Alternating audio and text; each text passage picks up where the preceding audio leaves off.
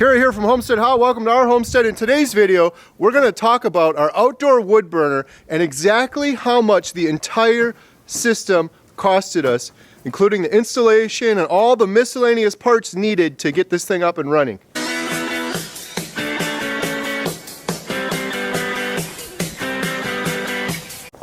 But I'm not going to do it over here because Jen and I and the goats need to take a little walk over to our wall tent. We've been doing a lot of winter camping, but we haven't been out to our wall tent in a while, so we want to check on it. And we're going to crack on some lights when we get over to the wall tent, and we're going to go over the prices. The original receipt from when we moved in here 5 years ago. Yep. And it's got all of the prices on it. Everything. All the little fittings, plumbing pieces, everything. So we're going to go over that in today's video. Is it normal, Jen, for people to take their goats for walks at night? I don't think so. Okay. If you guys are new to our channel, thanks a lot for stopping by. We've been heating our homestead for 5 years now entirely with wood. One of the first things we purchased on our homestead was our central boiler outdoor wood burner. We have the Cl6048. We also have an indoor wood burner, and we use that quite often, and sometimes we supplement the heat with that. And this year is the first year that we actually haven't turned on our central boiler. Oh my God, something just ran into me. You're gonna knock my camera over, goat. You can't knock into me like that. We're trying to get caught up on firewood, and a lot of other things came up. So this is the first year in 5 years that the unit is off. We're using our indoor wood stove every day, and we have propane as a backup.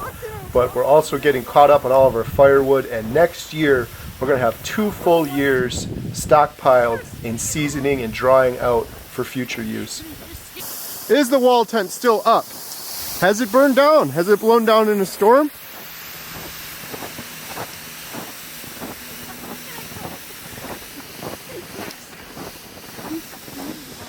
Ray, you're getting close, buddy. It's over here. I need the light.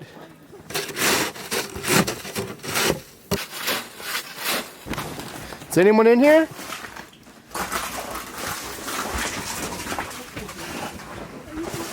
Baxter, get the mice. Major snowage right here. Look at that sag in the roof. It's kind of fun doing it though.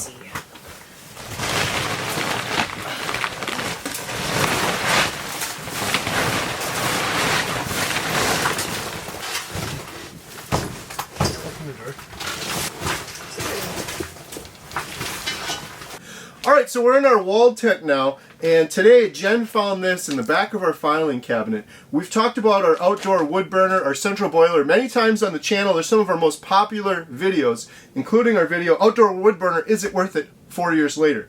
I've talked in the past about roughly how much we paid for it, and honestly I didn't remember. It was one of the first things we purchased, and it was one of the most expensive things we purchased.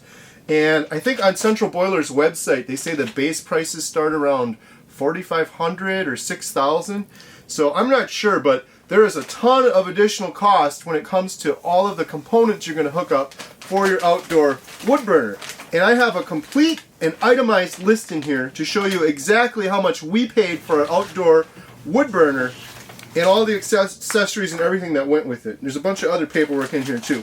Actually, this one real quick is bringing back some memories. This is what the chart we had to use because we poured the cement ourselves. We bought a whole bunch of bags of cement. We didn't even have a truck come in, and we mixed them all up by hand to make this very foundation in this diagram. So that kind of brings me back. But here's some of the estimates. So we'll go over that. Yeah, so we have the Cl6048. When you think about getting one of these outdoor wood furnaces, you're thinking about the cost of this thing, right? And obviously that's going to be the biggest part of the purchase. Ours was a 6048, and this was one of the last ones before they all went eco, and they all had like the gasifiers in them. A lot of people wanted these because you could throw anything in here and it'll burn. Some of the newer ones, you got to use really, really good seasoned wood, which you should do anyways, but this was an expensive unit. It's one of their larger units. We paid $9,170 for this unit. You can see that price right there. I didn't think it was that much money. Did you, Jen? No, my mouth just dropped. I thought it was more around $6,000. I didn't remember it being that costly, but it is a big unit. And the thing to keep in mind with these outdoor wood burners is They're really good if you have a farm or a homestead and you have to heat several buildings. If I purchased this just to heat one house, it wouldn't be worth it for me, and I wouldn't do it in that case. I would just do a wood-burning stove. This 6048 heats our entire house, our separate furnace and Airbnb rental, which is a separate house, our entire workshop, and all of our hot water. But with that, there's a lot of components. So I want to show you this real quick. We have a forced air system, 2 of them. We have a forced air heating system, and I'll show you some video of that too. So in order to make that happen, you have to have PEX, double insulated PEX that runs through the ground, and that stuff is really expensive. Our cost on the PEX was 160 feet, $1.22 a foot. We paid $200 just for the PEX that goes underground to the house.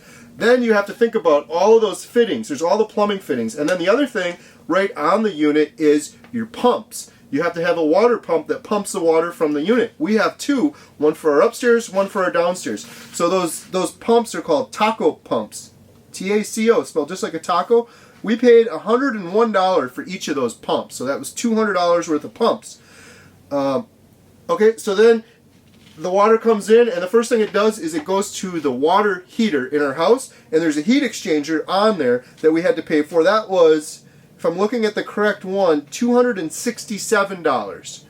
Then the water goes to the furnace, and there's a heat exchanger, kind of like your A coil on your air conditioner, but backwards. It puts hot water through it on the furnace, and we had to pay for that as well.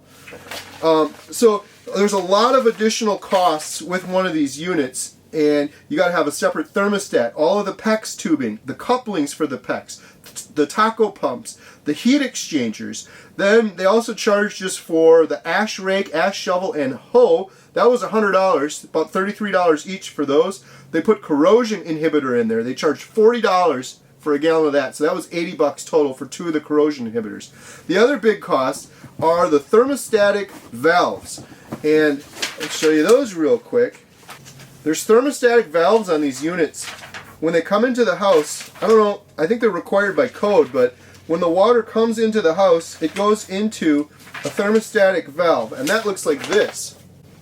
And the water comes in, and it stops right here, and this checks the temperature of the water. And it says, is this water hot or cold? And if it's hot, I think like 180 degrees or so, or up over 170, it'll allow the water to come in and go to the water heater and over the furnace. If it's too cold, this thermostatic valve says, nope, you're not coming in here, and it sends it back to the furnace to reheat it. So we've got a bunch of these thermostatic valves on our lower unit, the rental, and on our house. So that's an additional cost. So with all of that said, I'll show you a couple clips and everything. Here's the big estimate with everything on it, and this is a 2-pager.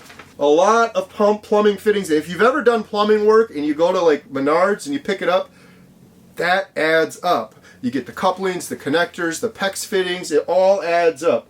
Our total on this one here came to $6,398. That included 17 hours worth of labor at $120 each. So you got to hire a plumber to come in, plumb everything, put the heat exchangers in the furnace, put the heat exchanger on the water heater. They charged us 17 hours for all of that. At $120 per hour, that was $2,000 worth of labor. In short, we paid, the unit was $9,170 plus tax plus shipping. The total for the unit, just the central boiler unit that you see right here, $9,400. Almost $600 shy of 10 grand. And then on top of the 10 grand for the unit, you have all of the plumbing fittings, all of the heat exchangers, all of the PEX, all of the wire, all of the miscellaneous stuff that adds on to there, and the labor. That totaled $6,398. So if we add those two totals up, plus if we add on the cost of all of the cement, plus all of the additional tax added on, our grand total, over $16,000. It was just about $17,000 that we paid for our entire system.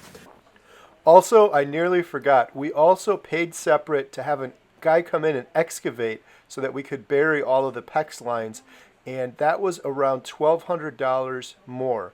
So we're looking at $18,200 total.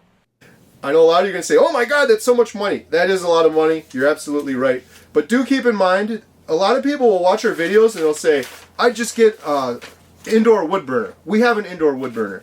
Indoor wood burners are great. An indoor wood burner would not heat 2 entire large homes, an entire workshop, and all of our hot water. One indoor wood burner would not do that. The purpose of a big unit like one of these central boilers is if you have to heat multiple zones or locations. We're heating 2 houses, our workshop, and all of our water. We have room to expand. If we got a swimming pool or a hot tub, we could heat that too. If we got a tiny house out there and we wanted to heat it, we could put a 3rd pump on here and heat that. So these units are good for heating multiple areas with a fire, and you keep all the mess and everything outside. Some people ask me, is it worth it? You should watch our other video. In many cases, I think it's not worth it. If you have a small farm or a homestead and you have multiple buildings like our situation, then I think it is worth it. Now, if we were to purchase another homestead and we just had like an old farmhouse and it was a 2-story house and it was a smaller house, I would get a large indoor wood burner and I'd put that in there, and I would not mess with one of these for $17,000 and all of the work. I'd cut the firewood and I would burn wood in the house and heat it. Our situation here, that would never work. Even if we just had our own house downstairs, it's a long ranch.